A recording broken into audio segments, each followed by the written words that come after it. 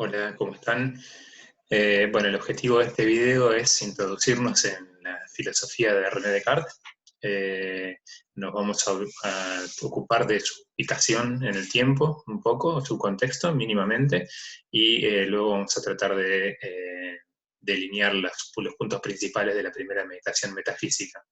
Después en otro video intentaremos hacer lo mismo con los puntos fundamentales de la segunda. Entonces, yendo directamente al tema, René Descartes es un filósofo del siglo XVII, considerado habitualmente como el padre de la filosofía moderna, y su pensamiento está ligado, digamos, a los dos grandes movimientos del pensamiento, las dos grandes revoluciones del pensamiento que ocurren durante fines del siglo XVI y principios del siglo XVII, que tienen que ver con un paulatino abandono de la perspectiva religiosa, ¿no? Que fue la perspectiva que dominó durante siglos en la Edad Media, y la fundación de la ciencia moderna como contracara de ese abandono, ¿no? Es decir, se dan al mismo tiempo en las ciencias y la filosofía de la época un debilitamiento cada vez más grande del dogma religioso y un surgimiento, digamos, un surgimiento de este nuevo método de investigación de la naturaleza que se conoció como ciencia moderna y que está basado fundamentalmente en las ciencias físicas y matemáticas, ¿no?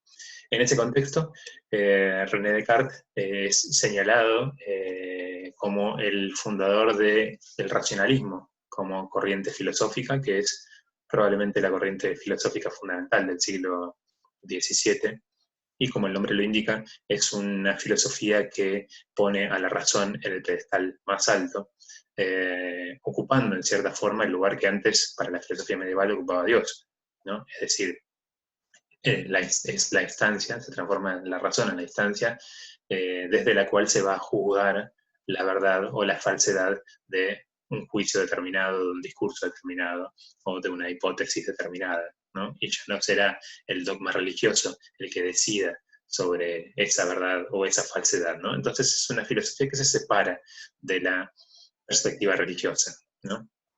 Para tener un poco una idea de la ubicación temporal de Descartes, de la obra y la vida de Descartes, hay que recordar que él fue contemporáneo de Galileo Galilei, el gran científico que, como muchos sabrán, fue condenado en el año 1633, fue condenado por defender las hipótesis cosmológicas de Copérnico, que básicamente giraban en torno de la idea de que la Tierra no es el centro del universo, sino que el Sol es el centro de nuestro sistema solar y la Tierra es simplemente un planeta más que orbita alrededor del Sol, ¿no? Entonces, bueno, Galileo es condenado a retractarse de sus hipótesis en el año 1633, y para que vean el paralelismo con la obra de Descartes, René Descartes publica 4 años después de la condena de Galileo, en el año 1637, publica el que quizás sea su libro más conocido y más importante, que es El discurso del método, ¿no? Que ahí pueden ver una portada original del discurso del método, cuyo nombre completo es Discurso del método para conducir rectamente la razón y buscar la verdad en las ciencias. Y como ven ahí en la portada, estaba acompañado de 3 tratados propiamente científicos, ¿no? Un tratado sobre óptica, un tratado sobre meteorología y un tratado sobre geometría, todos escritos por Descartes, ¿no? Lo cual, como ven, da cuenta de su amplia formación científica. Ese libro es muy importante para el texto que a nosotros nos ocupa, sobre todo en cuanto a las reglas que postula como método para llegar a la verdad en las ciencias, ¿no? Vamos a ver brevemente las 4 reglas que Descartes propone ahí, porque después las va a poner en práctica en las meditaciones metafísicas, ¿no? La regla de oro es la primera, digamos, ¿no? La primera y es la que tiñe, digamos, o la que influye todo el recorrido que va a hacer Descartes en su pensamiento, es la regla que nos da el criterio de verdad, ¿no? Y básicamente consiste en decir que el filósofo y el científico no debe tomar por verdadero nada que pueda ser puesto en duda. ¿sí? Entonces, solo será considerado verdadero aquello que se presente al espíritu, que se presente a la razón, de una manera tan clara y distinta, dice Descartes, que no pueda ser puesto en duda, ¿no? Es un criterio de evidencia. Una verdad, para ser considerada verdadera, se tiene que presentar con una evidencia tan fuerte que sea imposible ponerla en duda razonablemente, digamos, ¿no? Entonces, para llevar adelante esta empresa, guiado por esta primera regla del método, Descartes va a proponer otras 3 reglas del método que vamos a ver muy brevemente, que consisten básicamente en separar cada problema en sus partes más simples y para analizarlo en sus componentes, ¿no? Es la regla del análisis. Luego, en ordenar los pensamientos, yendo de lo más simple a lo más complejo. El orden del pensamiento es muy importante. Y por último, revisar y realizar todas las repeticiones y racontos necesarios para estar seguros de no haber omitido nada o no haber cometido ningún error en la construcción de mis hipótesis, de mis pensamientos, de mis argumentos, ¿no? Bien, con esas 4 reglas del método vamos a ver que Descartes las pone en práctica en el texto que a nosotros nos interesa, que es las Meditaciones Metafísicas, que él publica 4 años después del discurso del método, en 1641, ¿no? Esto es unos 8 años después del juicio a Galileo, ¿no? Digamos, acontecimiento histórico que siempre conviene tener presente, ¿no? Que forma parte del contexto en el que está pensando Descartes. En esas primeras meditaciones metafísicas, nosotros tenemos que trabajar sobre todo en la primera, ¿no? Que se llama de las cosas que pueden ponerse en duda, ¿no? Justamente, ustedes recuerden que Descartes va a hablar de la duda como método principal para aplicar y para ser fiel a esa primera regla del método que veíamos recién, ¿no? Es decir, esa regla que dice que no vamos a tomar por verdadero nada que pueda ser puesto en duda. Entonces, ¿cuál es el método para estar seguro de que lo que decimos es verdadero? Bueno, el método va a ser idear mecanismos razonables para poner en duda eso que estoy diciendo, ¿no? Entonces, si yo no logro encontrar una afirmación que me permita razonablemente poner en duda una hipótesis, eso quiere decir que esa hipótesis va a poder ser tomada como verdadera, ¿no? Entonces, a lo largo de la primera meditación, con el objetivo final de buscar, de encontrar una verdad absoluta, una verdad certera, ¿no? En la búsqueda de esa certeza, lo que va a hacer Descartes es aplicar metódicamente la duda, ¿no? La duda como método, la duda como actitud frente a toda afirmación, frente a toda opinión, frente a toda afirmación que haya sido aprendida en algún contexto cualquiera en el pasado, digamos, ¿no? Esto incluye dudar de todo, de las tradiciones, de los dogmas religiosos, de las verdades científicas, de todo lo que se les ocurra, ¿no? Entonces, por eso una de las preguntas que tenemos que hacernos en la primera meditación es ¿cuáles son esas cosas que pueden ser puestas en duda? Y justamente todo puede ser puesto en duda. Por eso Descartes se da cuenta enseguida, van a ver en las primeras líneas de la meditación, se da cuenta de este problema, que es que poner todo en duda sería una tarea infinita. Entonces va a retroceder hacia los fundamentos de toda opinión, ¿no? Es decir, todas las opiniones que nosotros tenemos, todas las supuestas verdades, creencias, etcétera, que nosotros podemos sostener, se basan en unos fundamentos primigenios que son las fuentes a través de las cuales yo obtuve ese conocimiento, ¿no? Entonces Descartes, van a ver qué dice en la primera meditación, es imposible poner en duda absolutamente todo, entonces hay que poner en duda los cimientos o los principios o fundamentos en los cuales se basa todo conocimiento. Entonces, si yo puedo poner en duda esos principios, todo el edificio del conocimiento, todo el edificio de creencias conocidas, se va a caer, se va a desmoronar, ¿no? Si es que yo puedo atacar con la duda esos principios, esos fundamentos, ¿no? Ustedes saben, si yo destruyo los cimientos de un edificio, el edificio se viene abajo, ¿no? Entonces, lo que hace Descartes en los primeros renglones de esta meditación es justamente decir que va a intentar someter a duda absolutamente todo, ¿no? Y para eso entonces hay que ir a los principios. Si los principios son dudosos, entonces todo el edificio es endeble, ¿sí? Bien, así plantea el problema. Digamos que a lo largo de esta primera meditación, Descartes se va a encontrar con que esos principios del conocimiento son básicamente dos, ¿no? Que son las dos fuentes a través de las cuales podemos obtener conocimiento, ¿no? En primer lugar, los sentidos, ¿no? La mayoría de mis conocimientos, opiniones, pareceres, creencias, etcétera, cuestiones que yo creo que son verdaderas, que existen, me vienen de alguna manera a través de los sentidos, ¿no? Por lo que veo, por lo que escucho, por lo que toco, etcétera. Entonces los sentidos son el primer gran fundamento de todo conocimiento, ¿no? La primera procedencia de todo conocimiento o de casi todos los conocimientos que tenemos. Y digo casi todos porque justamente Descartes se va a encontrar con que hay otros principios también de los conocimientos, es decir, de conocimientos que no vienen necesariamente de los sentidos, sino que vienen de la razón, o de la inteligencia, o del espíritu, ¿sí? Que son todos términos que Descartes usa de manera sinónima, ¿no? Entonces, a la hora de leer la primera meditación, y es muy importante que la lean con detenimiento, que se tomen tiempo de leerla, que no se apuren, ¿no? Porque Descartes a veces en un solo párrafo introduce muchas ideas, ¿no? Entonces hay que leerlo lentamente al texto. A lo largo de esta primera meditación, entonces ustedes van a encontrar que Descartes va a esgrimir argumentos para someter a duda la información que me viene de los sentidos, por un lado, y por el otro lado va a buscar algún argumento que le permita poner en duda aquellos conocimientos que son originados por la razón, ¿sí?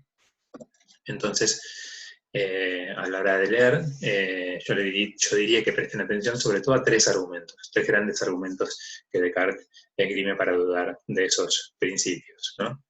En primer lugar, el carácter dudoso de los sentidos, ¿no? Van a ver que Descartes se detiene al principio de la meditación en distintas experiencias que me pueden permitir sacar la conclusión de que los sentidos son engañosos, ¿no? Que muchas veces creo percibir una cosa cuando en realidad es otra, ¿no? El argumento que profundiza y lleva al extremo este carácter dudoso de los sentidos es el segundo argumento importante, que es el de la indistinción entre sueño y vigilia, ¿no? Descartes, meditando o interrogándose acerca de la experiencia del sueño, que es una experiencia habitual que todos tenemos, se da cuenta de que durante el sueño muchas veces tenemos percepciones y sensaciones corporales que son tan intensas como las que tenemos durante la vigilia. Entonces, durante el sueño sentimos miedo, placer, ansiedad, en fin, vemos cosas, tocamos cosas que se ven y se sienten tan reales como durante la vida despierta, digamos, ¿no? Entonces eso me permite concluir que no tengo una medida exacta, certera, para saber que la información que me dan los sentidos es tan verdadera que no puede ser sometida a duda bajo ningún punto de vista, ¿no? Efectivamente se la puede someter a duda pensando que lo que yo estoy viendo en este momento, por ejemplo, no es una cámara en una computadora, sino que quizás yo tranquilamente podría estar en este momento soñando que estoy grabando esta clase para ustedes, ¿no? Entonces, con este argumento de la indistinción entre el sueño y la vigilia, yo puedo concluir entonces que ninguna información que me venga de los sentidos es tan certera que yo no la pueda poner en duda. Efectivamente, siempre puedo dudar de lo que estoy viendo. Entonces, una conclusión provisoria de este argumento va a ser que los sentidos efectivamente no me dan ninguna información cuya verdad pueda ser absoluta y certera, ¿no?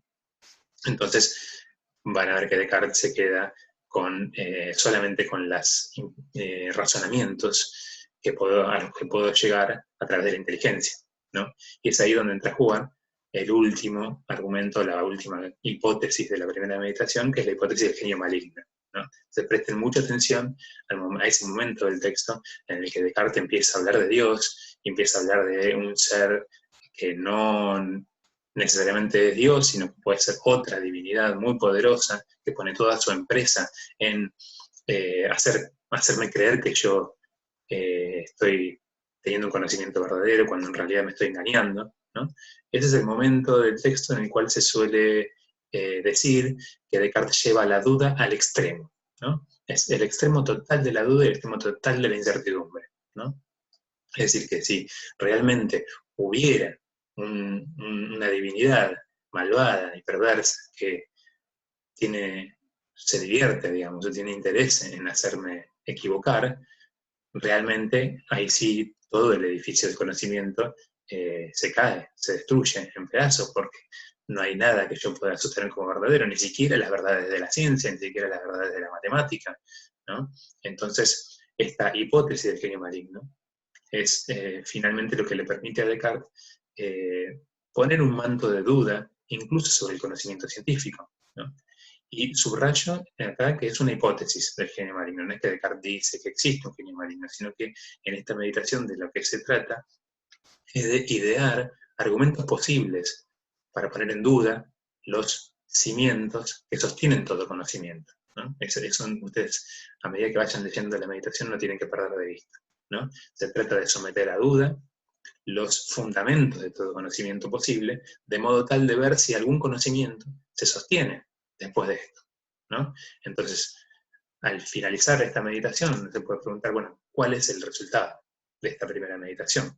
¿No? Vimos que Descartes puso en duda todo el conocimiento que me proviene de los sentidos, con lo cual nada que venga de los sentidos puede ser tomado como verdadero, porque ninguna información de los sentidos, ningún dato que me llega a la conciencia a través de los sentidos, es tan certero que no puedo ponerlo en duda, ¿no? Fíjense este matiz, ¿no? Descartes no está diciendo que todo lo que me dicen los sentidos es falso. Lo que está diciendo es que todo lo que me dan los sentidos como dato puede ser puesto en duda. Y si puede ser puesto en duda, entonces no es el tipo de conocimiento certero, el tipo de conocimiento absoluto que Descartes está buscando para lograr una verdad sólida, ¿no? Una verdad que no pueda ser puesta en duda, ¿no? Entonces, los sentidos a un lado. Pero si la hipótesis del genio maligno es plausible, resulta que incluso las conclusiones a las que llego a través del uso de la razón, también podrían ser puestas en duda. Nuevamente, Descartes no está diciendo que todo conocimiento racional es falso. Lo que está diciendo es que puede ser puesto en duda. Y si puede ser puesto en duda, entonces yo no puedo afirmar con certeza que es verdadero. Entonces, al final de la primera meditación nos encontramos en una situación realmente compleja en la cual todo el edificio del conocimiento se destruyó, porque los cimientos sobre los cuales se basa ese conocimiento, es decir, los sentidos por un lado y la razón por el otro, están puestos en duda. Y si están puestos en duda, entonces, ¿qué puedo conocer verdaderamente? ¿Hay algo en el mundo? ¿Hay algo en mi conocimiento? ¿Hay algo en mi razón, en mi inteligencia que yo pueda afirmar realmente que es verdadero? Parecería que al final de la primera meditación eso no puede ser afirmado con la certeza con la que estamos tratando de afirmarlo, ¿no? Entonces, termina la primera meditación en un momento totalmente negativo, un momento totalmente sin certeza, en la incertidumbre total, ¿no? Entonces, antes de pasar a la segunda meditación, antes de pasar al segundo video, les pido que nos quedemos en este estado de incertidumbre, que leamos el texto en este estado de incertidumbre y que tratemos de individualizar, tratemos de, digamos, de reconocer los distintos argumentos que Descartes utiliza para llegar a esta conclusión parcial que nos deja en la incertidumbre absoluta, ¿no? Así que por este momento podemos hacer una pausa acá y después, más adelante, pasar al video, al video de la segunda meditación, a ver cómo sigue esta empresa de René Descartes.